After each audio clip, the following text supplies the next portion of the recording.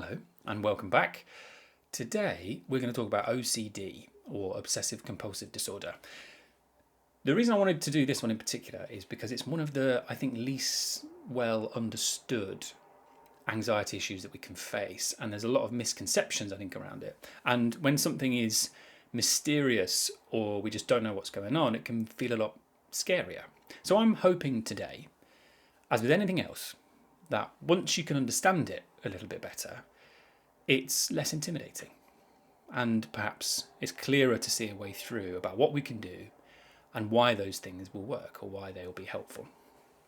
So let's start off by just defining a little bit what it is in two definitions. So number one, the name itself, obsessions and compulsions. Obsessions means just something that's in your head that you cannot get out and you keep going over and over and over and you're stuck on, I suppose. Compulsions, things you have to do. So the obsessions being the thoughts, the compulsions being what you have to do. So that might be counting, doing things in a certain way, or it might be cleaning. So a lot of the time those things are visible. Sometimes they're not visible. So sometimes the compulsions that somebody is doing is in their own head. So they have a thought that happens in their head and they feel they have to do something with or about that thought. So again, that might be counting things, or it might be saying certain things in their own mind. This, I suppose, brings us on to our first issue with OCD about why it can feel really hard to understand, is because it can look completely different. You could have 10 people with OCD and they might all look completely different in the way it presents. So what are some of the themes? So I'm pausing here because I'm deciding. Let's start with talking about the fact that this description of obsessions, something that's stuck in your head, and then compulsions, things you have to do, happens in all forms of anxiety. So in health anxiety, for example, you might have a thought in your head about a symptom being something serious, and then you feel like you have to go and Google or you have to check the symptom. So that in itself doesn't necessarily help us define what the difference is between somebody with health anxiety or somebody with OCD, for example.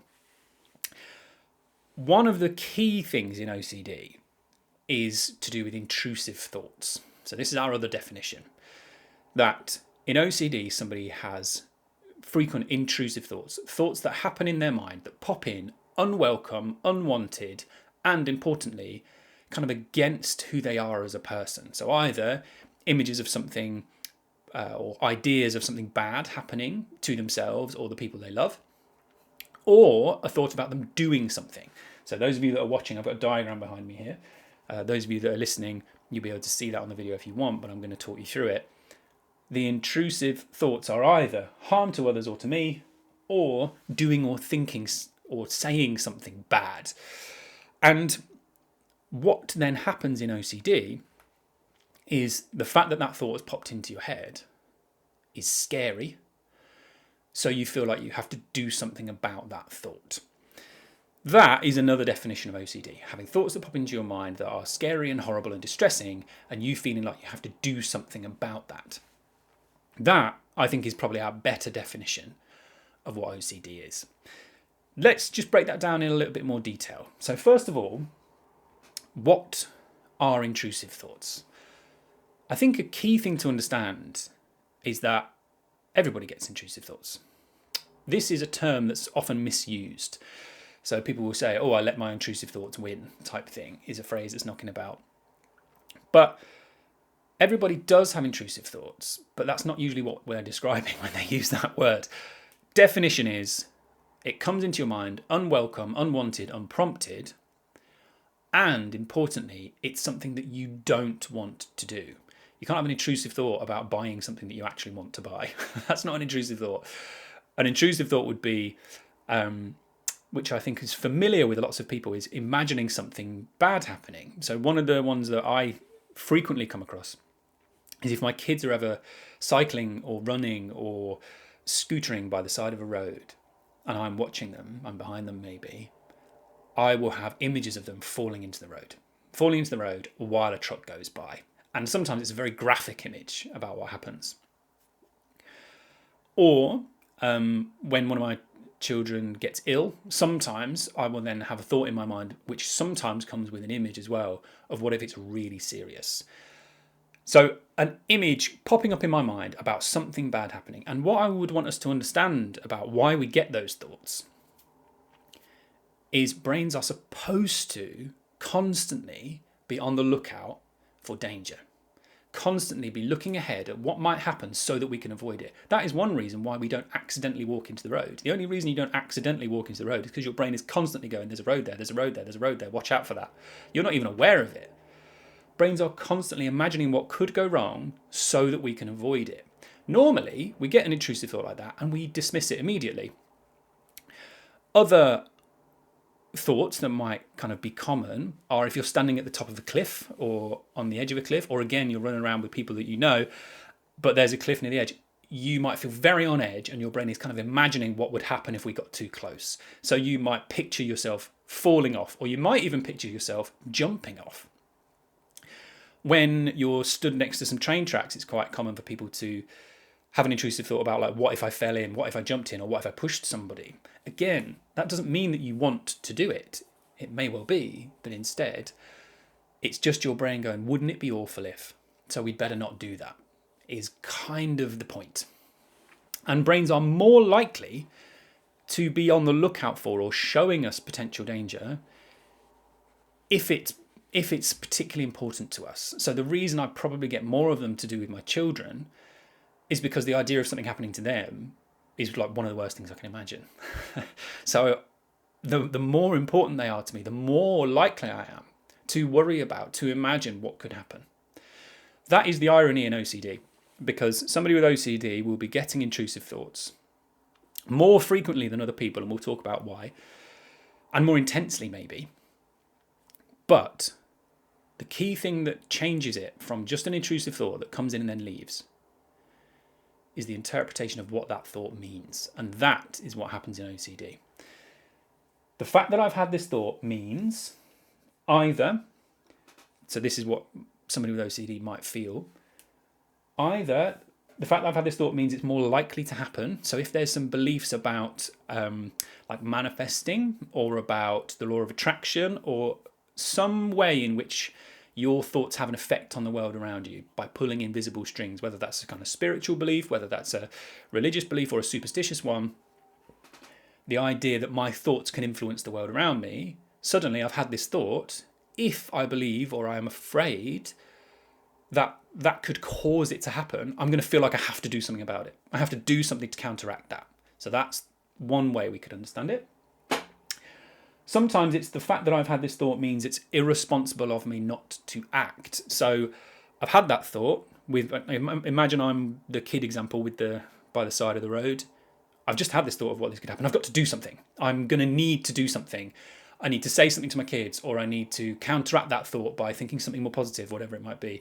Even if you don't really believe, it's more like a just in case thing.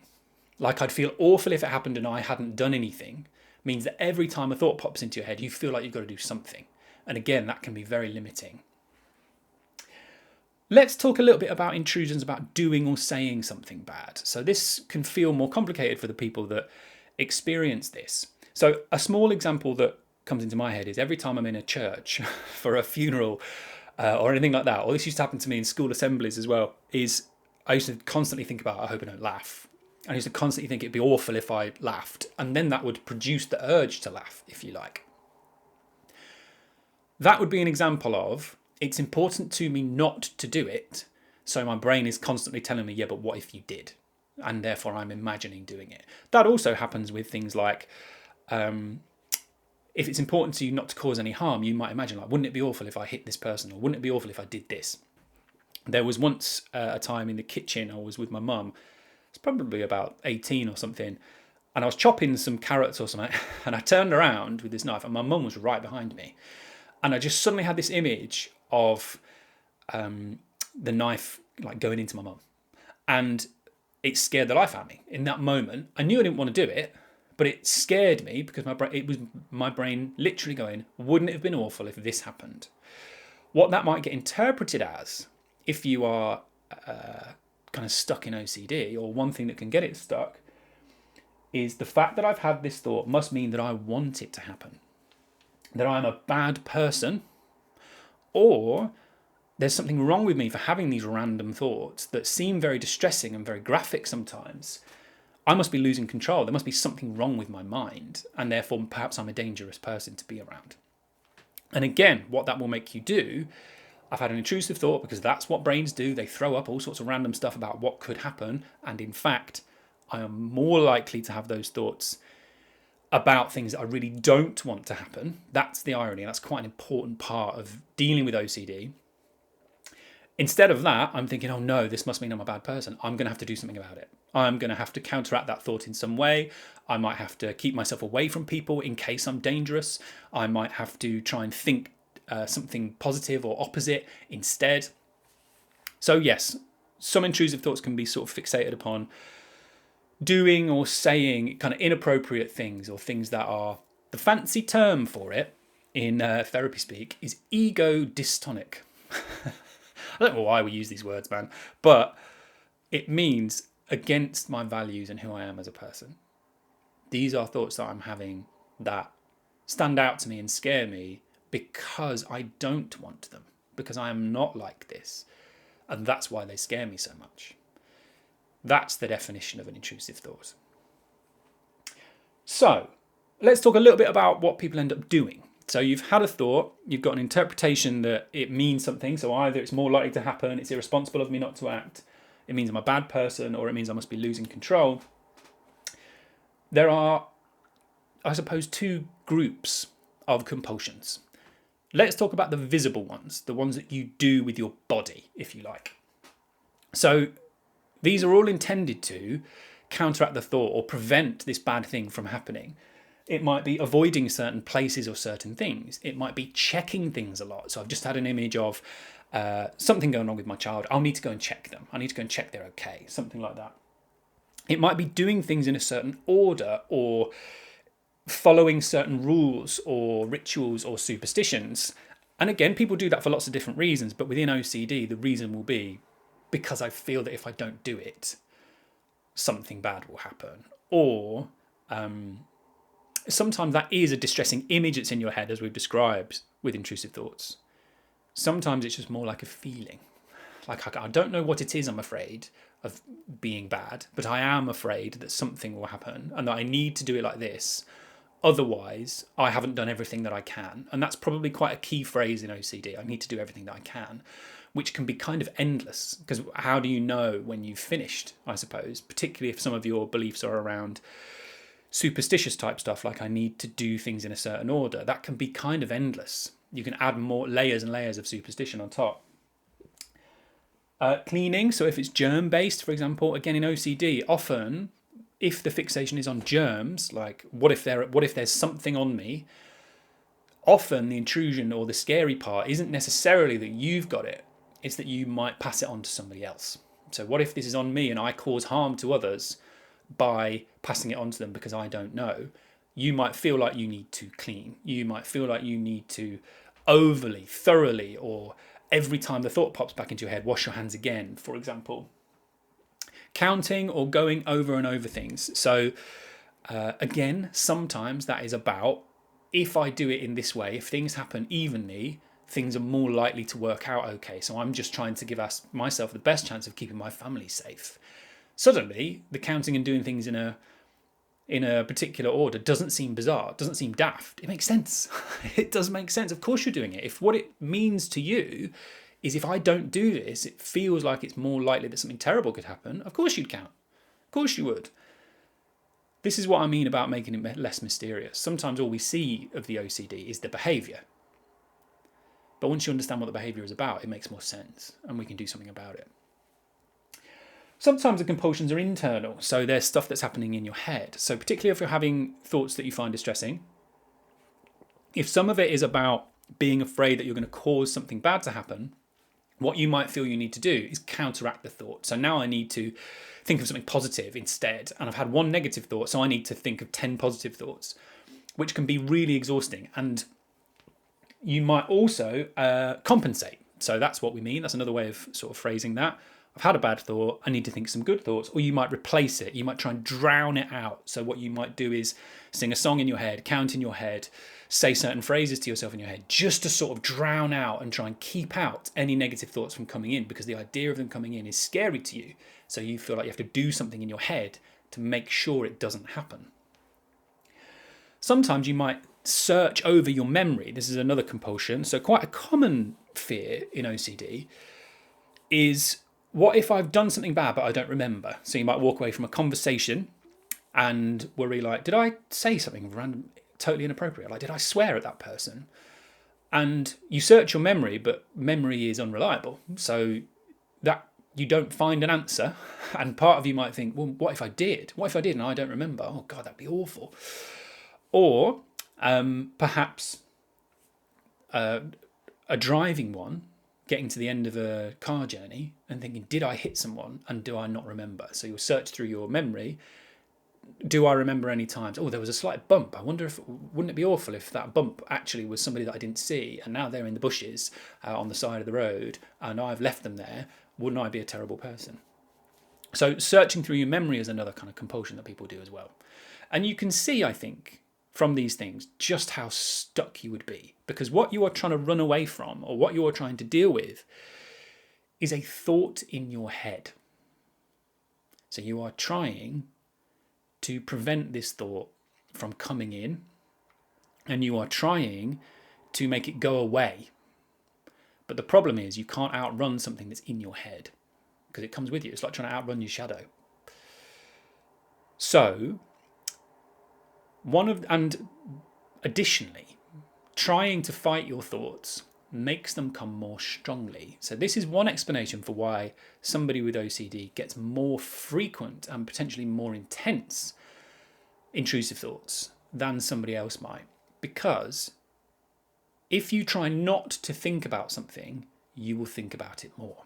So if I were to ask you in the next sort of 30 seconds to just do your very best to think about anything other than a pink elephant, just do not think about a pink elephant, you will notice that the more you try not to think about the elephant, the more it pops up in different ways. So you might try and picture something else, like a woodland scene, and then suddenly this pink elephant pops out from nowhere.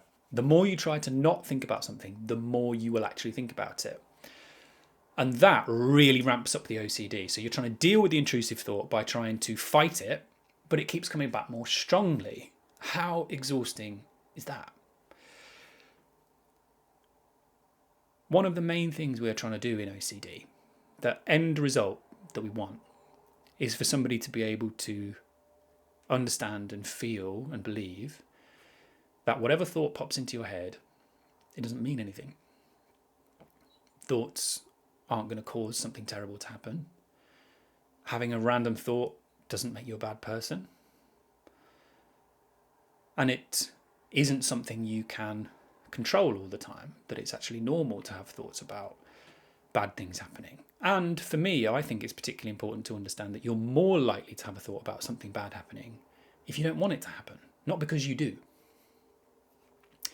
We'll talk about how we get there, but I just want to touch on why somebody might end up with OCD. And I think there's a couple of things here.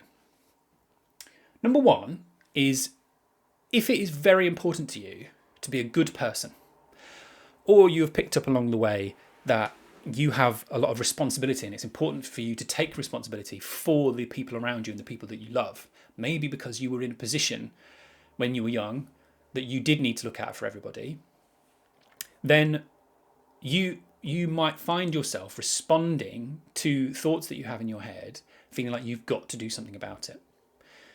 If it's important to you to be good, you're more likely to have thoughts about doing something bad as a sort of fear in your head. You're more likely to worry about doing something bad. If you are somebody who feels very responsible for the people around you, you are more likely to think about the things that could go wrong. And when it pops into your head, you're more likely to feel like you have to do something about it. Other things that can contribute are beliefs about your thoughts having some sort of moral judgment upon you, so that your thoughts must be pure, if you like, which is just not how brains work. It's just not how brains work. or those beliefs around your thoughts can cause real world consequences. Those things can really affect OCD too. But quite a big one is simply having experiences where you were living with a lot of uncertainty.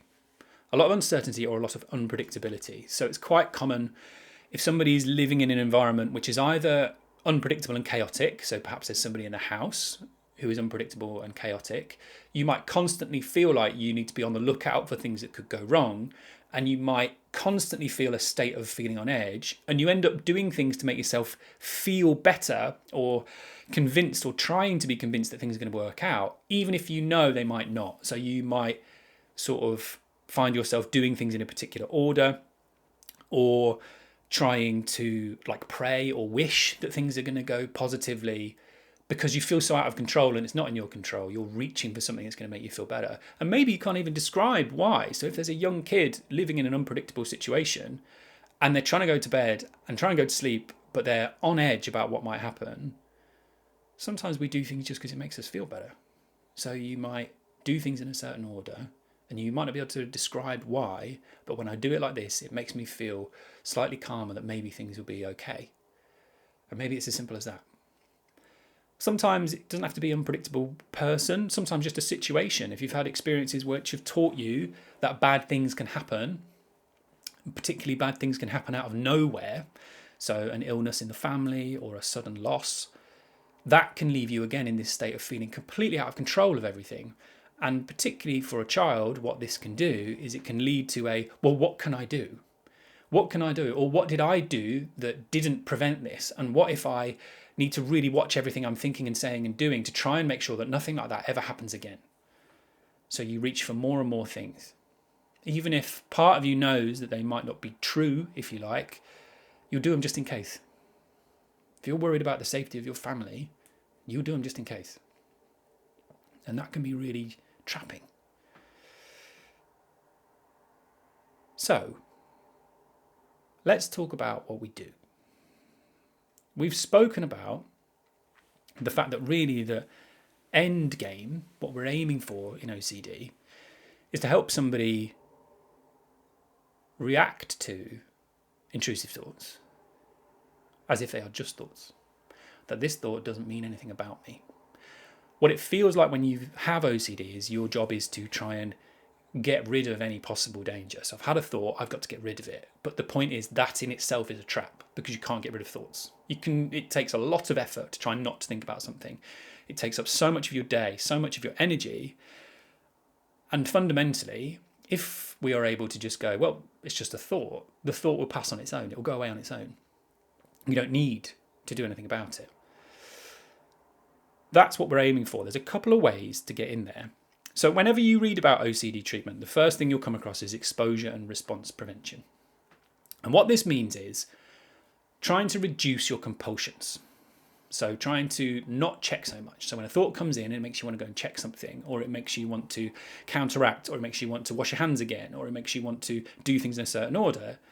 Let's see if you're washing your hands 5 times. Let's see if you can handle 4. Reducing the amount you respond to the thoughts. That's what response prevention means. And exposure is the thing that we use. If you've ever heard me talk about anxiety on any of my other podcasts, you will have heard me talk a bit about exposure. It means purposefully facing the thing that you're afraid of. So this is something we use with phobias and anything else. In OCD, sometimes that's situations. So, for example, if one of your fears is around germs or cleanliness, we might purposefully make your hands feel dirty and then just sit with that discomfort until it becomes okay, which it will. It will pass eventually if you sit with it long enough. And just do that repeatedly. But when the scary thing is a thought, it's not something on my hands, it's not something in the world, if you like, it's something that's happening in my mind. The exposure is to the thought. So we bring on a scary thought and we sit with it until it becomes okay. Now, you can hear from that can be a hard process. It can be a hard process. And in my experience of working with this, it's not really possible to do unless you have addressed some of the underlying feelings as well, underlying beliefs. So the first port of call I think that we want is a bit of kind of challenging your belief that, for example, my thoughts cause bad things to happen, or my thoughts mean that I'm a bad person. Some of the ways you can challenge this, first of all, is looking up the kinds of intrusive thoughts that everybody gets. So there's studies on this, big surveys of people that don't have OCD, just to ask, have you ever had any of these kind of thoughts? And you'd be surprised. You will be surprised by just how common it is for people to have thoughts like this, because that is how brains work. They point out to you the things that could go wrong or the things you could do all the time. Most people don't develop OCD not because they don't have the intrusive thought. It's because they're less intense, not coming as much, and they don't think it means anything. That's why we can let it go, we can leave it alone. And that's what we're aiming for somebody that's stuck in OCD. So looking at what other people deal with, if your belief is around it makes it more likely to happen, it might take you a while to really question that. But some of the examples I would give are, if that was how the world worked, healthcare professionals would get more illnesses than anybody else because they're constantly thinking about illnesses. Or, police officers would get burgled more than the general population because they're constantly thinking about crime that can happen. If your thoughts generated real world consequences like that, that is what we would see, but we don't. The statistics just don't hold that up.